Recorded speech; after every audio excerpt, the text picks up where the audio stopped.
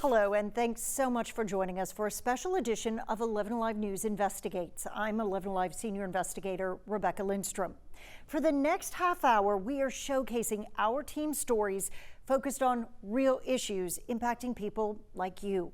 From families frustrated a federal program is failing to fulfill promises to a new Georgia law that will soon compensate those wrongfully convicted. This is 11Alive News Investigates. First up, a closer look at how TSA screens flight crews and how things are changing after 11Alive News investigative reporter Savannah Levins uncovered potential security gaps at the world's busiest airport. Take a look. Situation waiting for you downstairs. Yeah, we're on the way. Separate from the TSA screening lines that travelers know are known crew member or KCM checkpoints. What you gotta go? Where pilots, flight attendants, and other crew members scan their badges to pass through without any security screening. It's literally just a flash of credentials. Unless they get randomly selected. They scan their ID. If it says green, they come on through.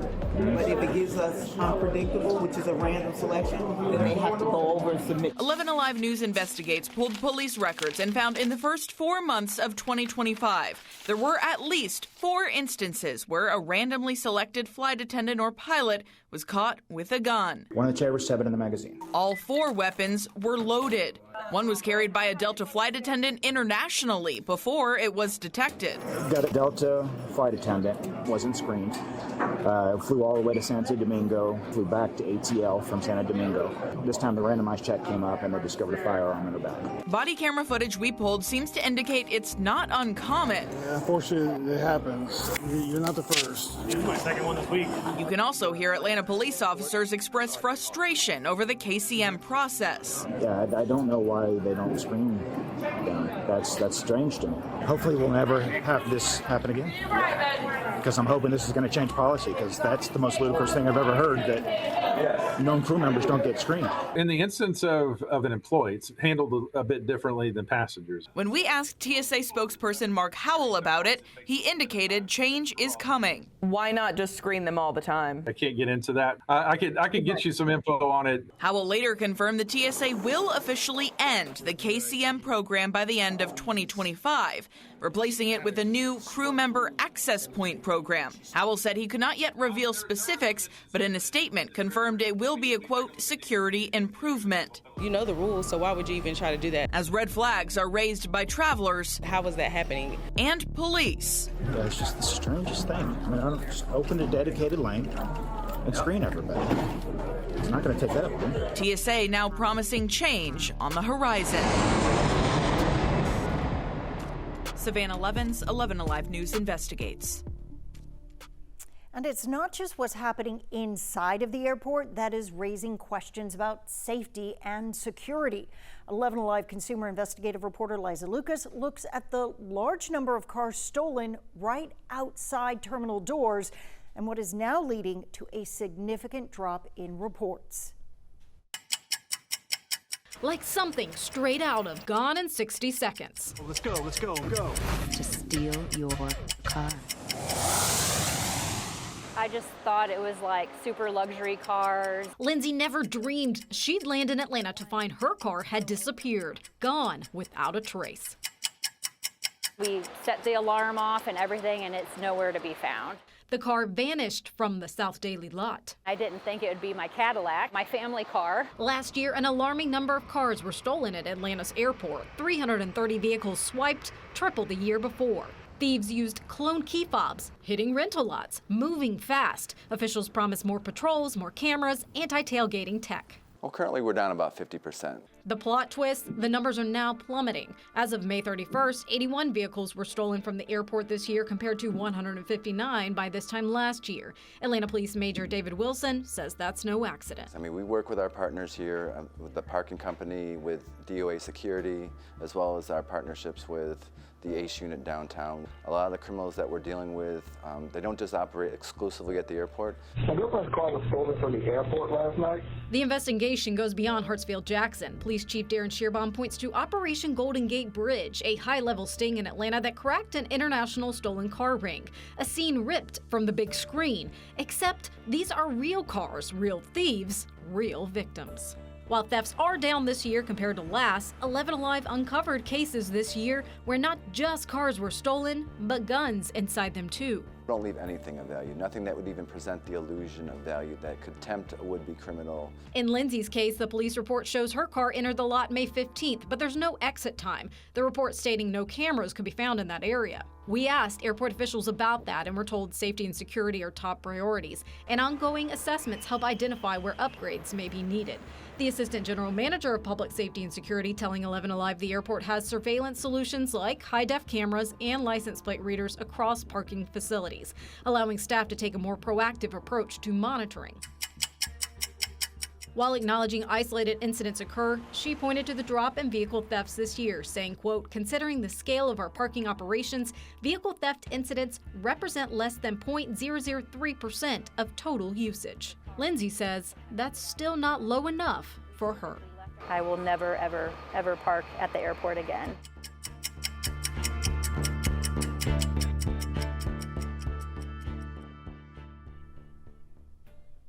After the break, my own investigation centered on those fighting for compensation after they claim they were injured by the COVID-19 vaccine.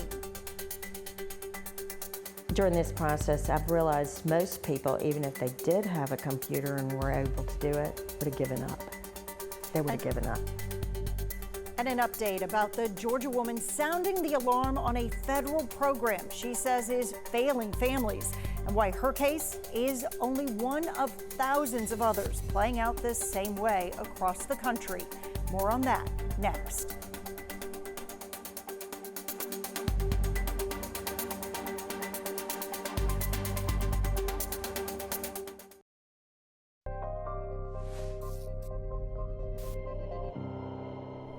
Welcome back. A Metro Atlanta woman is speaking out, upset a federal program failed to fulfill its promise despite years of waiting. We first met Beverly's story after she helped her husband file a claim with the Countermeasure Injury Compensation Program. She hoped for help. She got bureaucracy. They can't tell you if there's 10 people ahead of you, 100 people.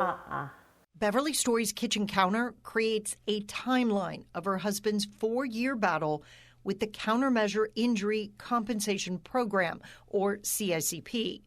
She never thought that the COVID vaccine would trigger a cascade of health problems, or that she would still be fighting the federal government for compensation after he died. He literally walked in healthy. And 6 days later, while he was cooking dinner, all of a sudden, whoa. His medical journey started with a brainstem stroke and ultimately ended with cancer. You know, he said, I was one of the unlucky ones. He was just full of grace. And he was very courageous. While Alan courageously battled illness, Beverly battled bureaucracy.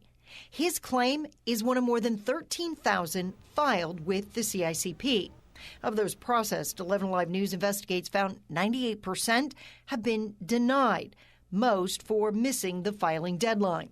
And some, like Dahlonega resident Randy Seegers, were denied because the CICP didn't believe his injury was connected. Has the program functioned the way you expected? I would argue the program hasn't functioned at all. Others were rejected for not submitting the requested medical records. I said, you have got to be kidding me. Beverly feared that might happen to Alan's claim when the CICP said it didn't have proof he actually received the vaccine. That's what they wanted. If I didn't have it and didn't have a copy 4 years later, it would have been denied. She shared the application form with 11Alive, showing that information was on it. They've had it 100% because you couldn't do it without it. The CICP has paid 34 claims, all related to the vaccine. Most people have received around $4,000. A report by the U.S. Government Accountability Office blames staffing and technology challenges for the rough start. And while Congress gave the CICP more money under the Biden administration, recent budget and staffing cuts raised new concerns. Our request for information has so far gone unanswered. During this process, I've realized most people, even if they did have a computer and were able to do it, would have given up. They would have given up. Rebecca Lindstrom, 11Alive News, investigates. Straight ahead, years after their convictions, exonerees enter a new era, life beyond bars.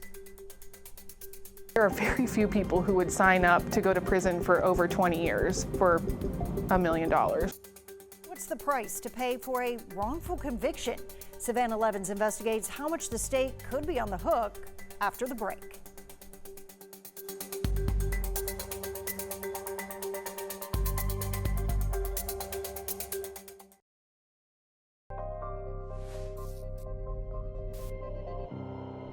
Welcome back to 11Alive News Investigates. After decades of fighting to prove their innocence, Georgia's wrongfully convicted might finally get some recognition and relief.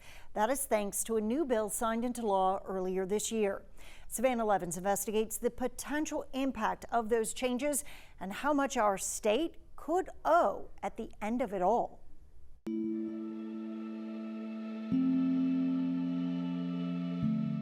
These are just pictures of days we was out, birthdays. You better have some time on your hands.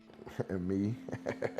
If you ask Mario Stinchcomb about his family. I'm one of those type of dads. He's got plenty to say. My little girl's soccer team, they undefeated right now. They the Flamingos. Plenty to show. Being able to go to the games and cheer, do some of the things that I wanted to do for so many years, you know. And I'm able to do that now. A collector of memories now that he's home. I was away for 19 years total. Serving a life sentence for a crime he didn't commit. When you're in prison with a life sentence, it's almost like you're just waiting to die. But I kept a purpose. And I always knew my case would get overturned. And it was. In 2021, Mario walked away an exonerated free man. I still hold that feeling every day.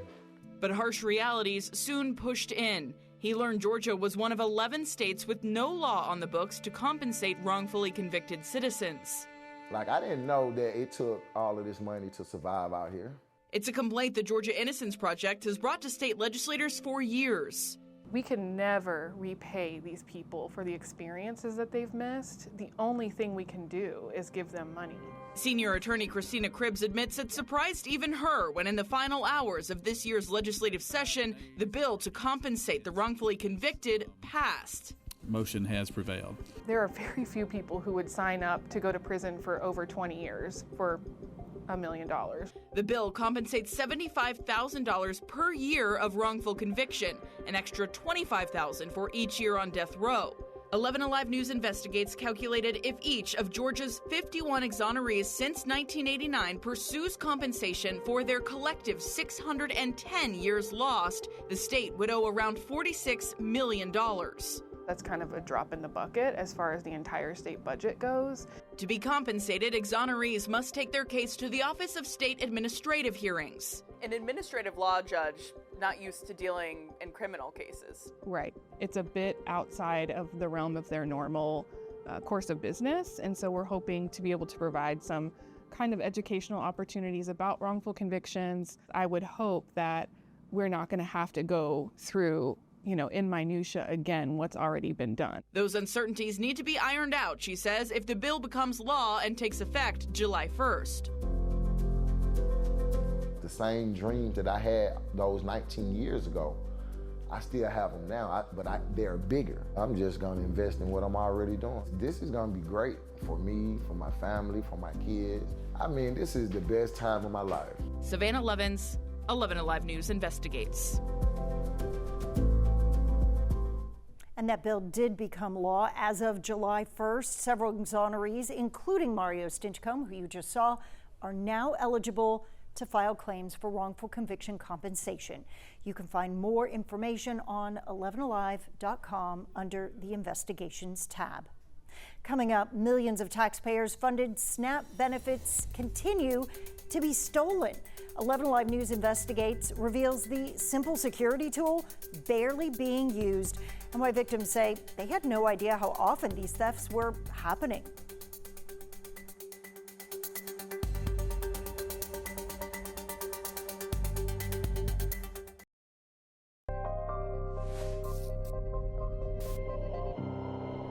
Welcome back. Our final story takes a new look at an ongoing headache for Georgia SNAP recipients. 11Alive News Investigates Liza Lucas spent months tracking fraud and discovered even after millions in benefits were stolen, only 94% of recipients were using a simple security tool to prevent it. And in many cases, they didn't even know it existed. I actually tried to call that number. Kalima Jenkins does not receive SNAP benefits, but someone important to her does. I take care of my mom. I was just quite excited when the card finally came in the mail. But days later, all of the benefits from the card were gone. Kalima called 11Alive News Investigates for help and showed us the transactions. More than $600 stolen from the account from more than 800 miles away. I started doing some research online and realized I am not the only one. She says no one told her about a security feature designed to stop this. There was no indication no warning that this potential fraud is happening or telling me, hey, we have this feature, lock this card. The lock feature lets families secure their SNAP card between purchases. It rolled out in Georgia last December, designed to stop thieves who were skimming and cloning cards. But 11Alive discovered only 6% of Georgia SNAP households are using it, and the theft hasn't stopped. DHS confirms it's reviewing more than $23 million in reported SNAP losses since January 1st. That's in addition to $13 million reimbursed to families before federal funding expired last year. Kalima has no clue how her mother's card was compromised. There has been talk about these cards going into skimmers, but I didn't have that situation at all. I never swiped the card for the card to be drained. 11Alive requested interviews with a state investigator in February and May. Each time we were told no one was available and to email our questions. Meanwhile, DHS records suggest chip cards as a solution. An August 2023 document 11Alive obtained shows upgrading SNAP EBT cards to chip cards would cost $4.6 million over 4 years, then $1.1 million annually. DHS would not confirm that, but a spokesperson says the agency is, quote, keeping all options open and is, quote, actively researching the process. And you can see it says locked everywhere. Since locking her mother's card, Kalima says there's been no more theft, but she's still asking. Why wasn't she warned? I understand that these cards are not chipped. I understand that they're working on a number of different things. But I think in the interim, there are things that they could do that are not very costly that will protect the public. And they're not doing that. Liza Lucas, 11Alive News Investigates. Our team is deeply committed to following the money issues like you just saw, as well as the latest developments about these issues. Thank you so much for joining 11Alive News Investigates, focused on real issues impacting our communities the most. If you have a safety concern or think there's a story we should look into, you can always reach out to 11Alive News Investigates by calling 404-873-9111 or email us at investigates@11alive.com. Thank you so much for watching.